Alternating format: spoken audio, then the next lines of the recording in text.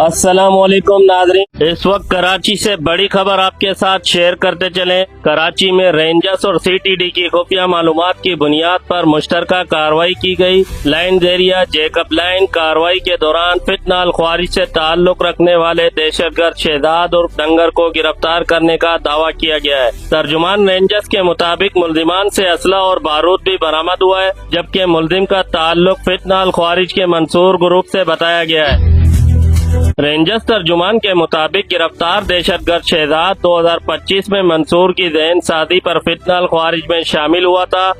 मुल्जिम को कराची से तंजीम के लिए फंडिंग का टास्क दिया गया, जिसके बाद वो मुख्तलिफ अफराद से माहाना बुनियादों पर रकूम जमा करता था। तर्जुमान के मुताबिक गिरफ्तार मुल्जिम ने मुख्तलिफ औकात में वजीरिस्तान जाकर मंसूर से खुफिया मुलाकातें भी की, जबकि उससे असला और बारूद भी बरामद किया गया। तर्जुमान रेंजर्स के मुताबिक गिरफ्तार मुल्जिम शहजाद मंगोपीर के इलाके में मुख्तलिफ अफराद से राब्ता करके उन्हें फितनाल ख्वारिज के लिए माहाना बुनियादों पर फंडिंग करने पर आमादा करता रहा। रेंजर्स का कहना है कि जमा की जाने वाली रकूम टानक में मौजूद मंसूर के साथी दीन मोहम्मद के फराम करदा ईदी पैसा अकाउंट के जरिए वजीरिस्तान भिजवाई जाती रही और ये रकम दहशत गर्दी की मुख्तलिफ कार्रवाइयों में इस्तेमाल की जाती थी। तर्जुमान के मुताबिक जून 2026 में गिरफ्तार मुल्जिम ने पाक अफगान बॉर्डर से मलका इलाके बैरमल में मंसूर से मुलाकात की, जहां उसे कराची में दहशत गर्दी और बत्ता वसूली के लिए अपना नेटवर्क मजबूत करने का कहा गया। बाद अदा नामालूम साथी के जरिए मुल्जिम को असला और बारूद भी भिजवाया गया।